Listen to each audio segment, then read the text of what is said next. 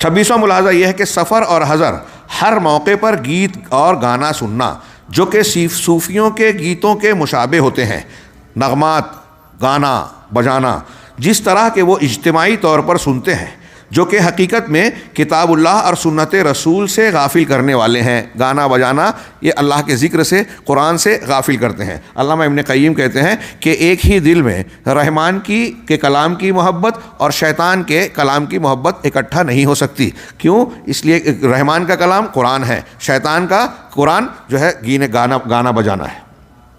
اور یہ گانا بجانا حدیثوں میں ہے، روایات میں ہے، آثار میں، کہ یہ گانا بجانا دل میں نفاق پیدا کرتا ہے۔ جیسے بارش جو ہے پودے پیدا کرتی ہے، سبزیاں، ایسے دل میں یہ نفاق پیدا کرتا ہے۔ تو یہ گانے بجانے کو جو اللہ کے ذکر سے، قرآن سے غافل کرنے والے ہیں، خوب اہمیت دیتے ہیں، بلکہ اس کو دعوت کا ذریعہ بناتے ہیں۔ آگے پڑھیے، بلکہ ان میں سے بعض ایسے ہوتے ہیں جو ان گانوں کو سن کر رونے لگتے ہیں، بلکہ کبھی کبھی گانے والوں کو مختلف جگہوں سے بلایا جاتا ہے، دور دراز سے، کہ بڑے گویے ہیں، گلوکار ہیں، خوش الحان ہیں، جس سے اپنی راتوں کو گانوں اور گیتوں سے زندہ کرتے ہیں۔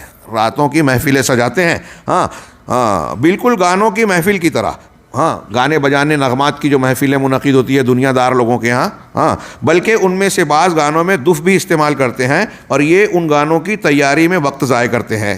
قدیم اخوانی مفکر سید قطب نے اناشید و محمود ابو الوفا الدینیہ للاطفال کے مقدمے میں کہا، اب میں اس کو پورا پڑھوں اس میں وقت ضائع ہوگا میرے اعتبار سے۔ اس میں سید قطب صاحب نے یہ محمود ابو الوفا کے گانوں کی تعریف کی، اسے کہا کہ یہ بچوں کے دل میں اپنے نغمات کے ذریعے سے اسلام کے جذبے کو ابھارتا ہے، اور اسلامی تحریک یعنی یہ کیا نہ کہتے ہیں اخوانیوں کی، یہ زور میں آئے، اس کو اٹھان ملے، اس سے پہلے سے یہ جو ہے یہ شاعر ابو الوفا نے یہ چیزیں شروع کر دی تھی، اور آگے چل کے یہ کہتا ہے اس اعتبار سے اس کی یہ شاعری الہامی شاعری ہے، اس کو الہام کیا گیا اسلامی مقاصد کے تحت۔ اور پھر اس کو آپ دیکھ رہے ہیں ہیڈنگ میں کہ اناشید و ابو الوفا الدینیہ، دینی اناشید، نغمات، اور اسی سے انہوں نے اصطلاح کی کہ اسلامی نغمات، اسلامی گانے، شاید آگے چل کے اسلامی آرکیسٹرا بھی ہو جائے، اور بھی کچھ اسلامی ہو جائے، جیسے اسلامی جمہوریہ ایران، اسلامی جمہوریہ ترکی، سب اسلامی ہے، جمہوریہ بھی ہے، ایرانی بھی ہے، مطلب دونوں متناقض چیزیں، ایک دوسرے کی ضد ہے اور اکٹھا ہے، آگ اور پانی ایک ساتھ۔ تو اسلامی نغمات، آپ سید قطب کی جو عبارت ہے وہ صفحہ 154 اگلے صفحے تک ہے، اور اس پر پہلا اعتراض، دوسرا اعتراض کر کے انہوں نے 5 اعتراضات نقل کیے۔ ان اعتراضات میں بڑے پیارے پیارے سوال اٹھائے کہ سید قطب ان کو یہ کہہ رہے ہیں کہ اس سے بچوں کی تربیت ہو سکتی ہے، دلوں میں جو ہے تذکیر اور اسلامی جذبہ ابھارا جا سکتا ہے، اور ایسا ہو سکتا ہے۔ شیخ نے سوال کیا کہ ان نغمات سے اور گیتوں سے ایسا ہو، قرآن و حدیث کی تربیت اور تہذیب کہاں گئی؟ اس کا کیا کردار ہے، اس کا کیا اثرات ہے؟ سید قطب کے ان کلام نے بڑا اثر کیا لوگوں پہ، اور اس صوفی شاعر کے کلام کو جو منہج سے منحرف تھا اور خود صوفی تھا، جو صوفی منہج کا ہے، اس کی خوب مدح سرائی کی۔ اب جب ہمارے پیشوا نے، جو لوگ اس منہج کو ماننے والے ہیں، یہ دیکھیں گے کہ ان کے پیشوا اور مرشد جو ہے وہ ایک شاعر کی تعریف کر رہے ہیں، اس کے منہج کی تعریف کر رہے ہیں، اب وہ صوفی ہے، اس کے یہاں انحراف پایا جاتا ہے، تو ظاہر سی بات ہے اس کے منہج کو یہ لوگ بھی صحیح سمجھیں گے، اس کی تعریف کریں گے، اس میں قباحت نہیں سمجھیں گے، اور ہم جیسے لوگ اگر اس کو رد کر رہے ہیں تو ہمیں برا سمجھیں گے، اہل حق کو غلط سمجھیں گے اور اہل باطل کو صحیح سمجھیں گے۔ تو یہ سر تال کو، اس میں آپ یہ بھی دیکھیں گے کہ سید قطب نے ان نغمات کے تعلق سے یہ بھی کہا کہ اس میں جو سر اختیار کیے گئے، اونٹ نیچ اختیار کی گئی، اور پھر اس میں جو موسیقی کا استعمال ہے، آپ پڑھیں گے ترجمے میں کہ پیانو کا استعمال کیا گیا دف کے نام پر، اور دف کا استعمال، اور پھر ان کے قول کی بنیاد پر یمن میں یمنی انداز میں اخوانی اس کو پڑھتے ہیں، پاکستان ہندوستان میں اس انداز میں پڑھنے لگے، اور دوسرے ملکوں میں ان کے انداز میں پڑھنے لگے، مصر میں مصری الحان کے ساتھ میں، اور خاص گانے والوں کو بلایا گیا، ریکارڈ کرایا گیا، یہ اس کو ریکارڈ کر کے کیسیٹوں میں، اور آج کل جو چیزیں چلتی ہیں موبائل وغیرہ میں، اس کو محفوظ کر کے اپنی گاڑیوں میں یہی سنتے رہتے ہیں۔ قرآن کی تلاوت سے زیادہ وہ نغمات سنتے ہیں۔ یہ یہاں اخوانیوں کا جو منہج ہے وہی جماعت اسلامی والوں کا، وہی ان کے بغل بچے جو تنظیمیں ہیں ان کے یہاں دیکھیں کہ گانا بجانا بہت کامن ہے، ان کے پروگرام باقاعدہ، بلکہ وہ لوگ مشاعرے بھی، اسلامی مشاعرہ، اب اسلامی قوالی، اسلامی آرکیسٹرا اور اسلامی فیشن شو، شاید سب میں اسلامی لگا دیں میں، تو اس طرح کے پروگرام منعقد ہوتے ہیں. یہ سب ان بزرگوں کے خیالات اور منہج کا نتیجہ ہے. اب اس کے بعد شیخ نے جو ہے اسلام میں گانے بجانے کی کیا حیثیت ہے اس کو نقل کرتے پانچویں اعتراض کے بعد تھوڑا سا ہم دو چار عبارت پڑھتے ہیں کہ آئیے صفحہ نمبر 155 کے بالکل آخر میں دیکھیے کہ آئیے گانا سننے اور اس کے حکم کے بارے میں علماء کرام کے اقوال پیش کرتے ہیں. سید قطب کی جو تحریر اور اس پر جو ملاحظات ہیں 5 انہوں نے پیش کیے. میں آپ لوگوں سے گزارش کروں گا کہ اسے ایک نظر ضرور اچھے طریقے سے پڑھیں اور پھر اس کے بعد گانے بجانے سے متعلق اسلامی احکامات کے سلسلے میں یہ آگے کی معروضات ہیں. شیخ عبدالعزیز ابن عبداللہ آل الشیخ نے کہا کہ اسلام میں کوئی گانا نہیں ہے اور آج جسے اسلامی گانا کہا جاتا ہے اسے صوفیوں نے ایجاد کیا ہے جو کہ بہت ہی مذموم امر ہے. آپ نے فرمایا کہ اسلام میں ذکر و اذکار ہے, قرآن سے نصیحت پکڑنا ہے. ارشاد باری ہے اللہ نزل احسن الحدیث کتابا متشابہا مثانیہ تقشعر منہ جلود الذین یخشون ربہم ثم تلین جلودہم وقلوبہم الی ذکر اللہ. اللہ نے سب سے اچھی بات نازل فرمائی, ایسی کتاب جو آپس میں ملتی جلتی ہے, ایسی آیات جو بار بار دہرائی جانے والی ہیں. اس سے ان لوگوں کی کھالوں کے رونگٹے کھڑے ہو جاتے ہیں جو اپنے رب سے ڈرتے ہیں, پھر ان کی کھالیں اور ان کے دل اللہ کے ذکر کی طرف نرم ہو جاتے ہیں. اور یہ گیت جو کہ حقیقت میں گانے ہیں جنہیں اسلام کے غلاف میں ڈھک دیا گیا ہے بطور خاص جب اس کے ساتھ دف بھی ہو, یقیناً یہی مذموم صوفیت ہے. یہ مجلد الدعوہ کے حوالے سے شیخ صالح الفوزان کا جملہ کی عبارت ملاحظہ فرمائے آگے کہ یہ نام صحیح نہیں ہے. کون سا نام؟ اسلامی گیت, اسلامی گانا. یہ نام صحیح نہیں ہے, یہ نیا نام ہے. سلف کی کتابوں میں اسلامی گانا کے نام سے کوئی چیز نہیں ہے. اہل علم کے اقوال کے مطابق صوفیوں ہی نے گانوں کو اپنا دین سمجھ رکھا ہے, اسی کو وہ سما کہتے ہیں. رقص و سما. دیکھیے یہاں تصوف آیا اخوانیوں میں, جماعت اسلامی والوں میں گانے بجانے کی محفل. ابھی وہ قادری صاحب کی ایک کلپ آئی تھی, وہ جو طاہر القادری صاحب, ہاں میں نے دیکھا, حیرت زدہ رہ گیا کہ ایک محفل ہے وہاں کافی بزرگان جبہ و قبے میں نظر آ رہے ہیں, شیخ طاہر القادری بھی ہیں, اور کچھ آواز آ رہی ہے بجنے گانے کی, اور یہ اس پر جو ہے کیا کہیں گے اس کو, جھوم رہے ہیں, ہاں ایک طریقے کا رقص کر رہے ہیں. ہاں, اور رقص و سما یہ اہل تصوف کی گمراہی ہیں. اس پر علامہ ابن تیمیہ اور ان لوگوں نے بہت شدت سے نکیر کی ہے.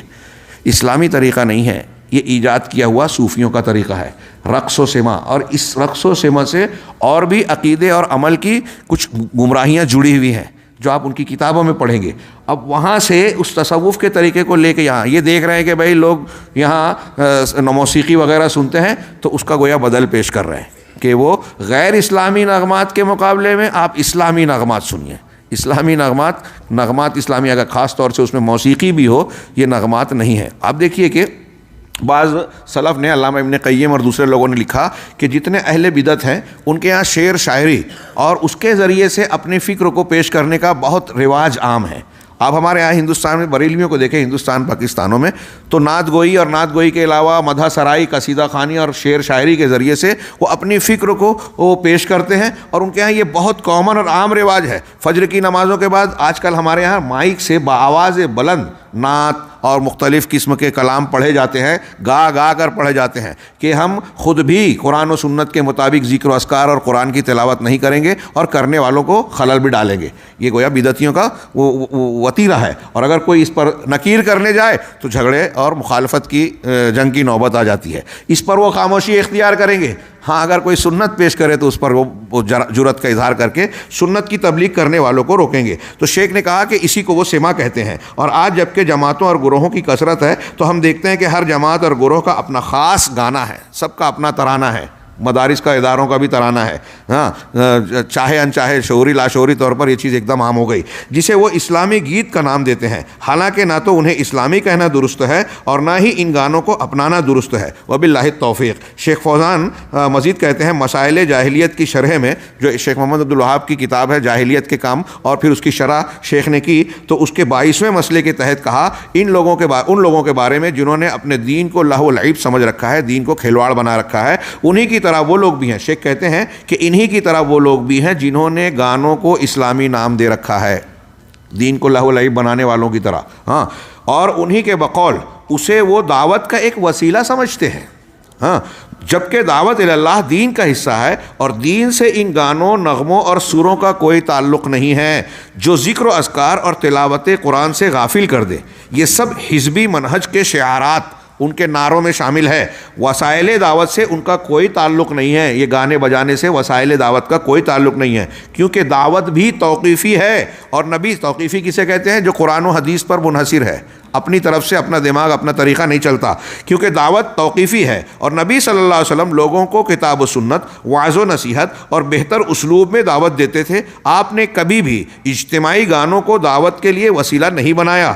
ہاں، آپ کی موجودگی میں عمدہ اشعار کے ذریعے مشرکین پر رد اور اسلام کا دفاع کیا گیا، جیسے حسان کا شعر، حسان رضی اللہ تعالیٰ عنہ کا شعر، یا پھر کسی کام میں نشاط لانے کے لیے اور سفر میں تیزی لانے کے لیے انہیں آج کے اجتماعی گانوں پر تشبیہ نہیں دے سکتے، کیونکہ دونوں کے اندر واضح فرق موجود ہے۔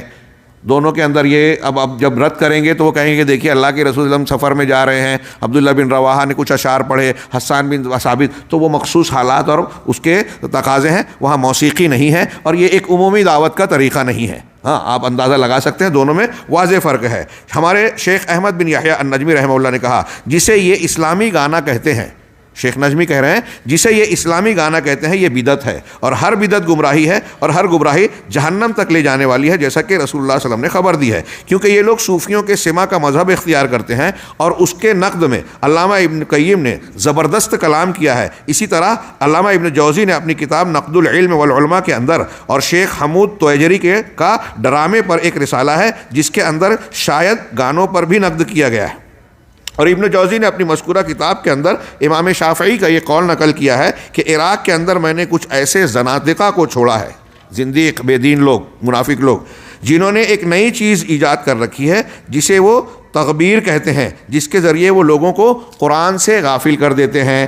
دراصل ان لوگوں کا اپنا خاص ایجاد کردہ گانا تھا، جن کے بارے میں ان کا گمان تھا کہ ان کے ذریعے وہ لوگوں کے احوال کو بدل دیتے ہیں، اس کے اثرات سے لوگوں کے اندر تبدیلی آتی ہے۔ انہی کو امام شافعی نے زنادقہ کہا ہے، اور انہی کے بارے میں کہا ہے کہ یہ لوگ اپنے گانوں کے ذریعے لوگوں کو غافل کر دیتے ہیں، اور ان لوگوں کے پاس بھی یہ گانے صوفیوں کے ذریعے آئے تھے۔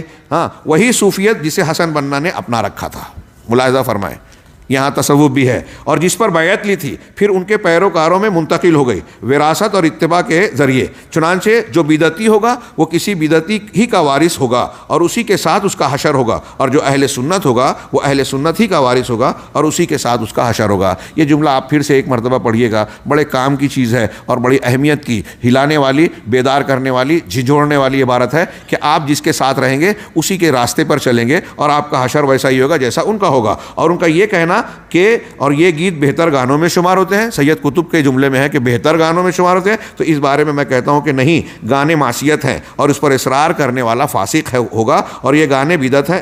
اور فاسق ایک بدعتی سے کم برا ہوتا ہے، کیونکہ فاسق جانتا ہے کہ وہ غلطی پر ہے۔ ممکن ہے کسی دن فاسق جانتا ہے کہ وہ گناہ کر رہا ہے، لیکن یہ تو اس کو دینی سمجھ رہے ہیں، اسلامی نغمہ کہہ رہے ہیں۔ ہاں، کسی دن وہ اس غلطی کو چھوڑ دے گا فاسق، جبکہ ایک بدعتی خود کو حق پر سمجھتا ہے، اسی لیے وہ اپنے بدعت پر مرتے دم تک قائم رہتا ہے، مگر اللہ جسے توفیق دے دے وہی توبہ کرتا ہے۔ اسلامی ساتھ مسلمان دوستو، اپنے علماء کرام کے اقوال کو سنا کہ کس طرح انہوں نے گانوں پر بدعت کا حکم لگایا، اور یہ کہ اس کا مرجع صوفیت ہے، اس لیے دھوکے بازوں سے بچ کر رہنا کہ یہ دھوکہ دینے والے آپ کو سنت رسول صلی اللہ علیہ وسلم سے غافل کر دیں گے۔ یہ وقت عشاء کے وقت اذان ہو گیا، انشاءاللہ کچھ ملاحظات جو ہو سکا عشاء کے بعد آخری نشست اور مجلس ہوگی انشاءاللہ، اس میں ہم کوشش کریں گے کہ ان سے گزر جائیں۔ اللہ رب العالمین ہمیں خیر کی توفیق دے، وآخر دعوانا الحمدللہ رب العالمین۔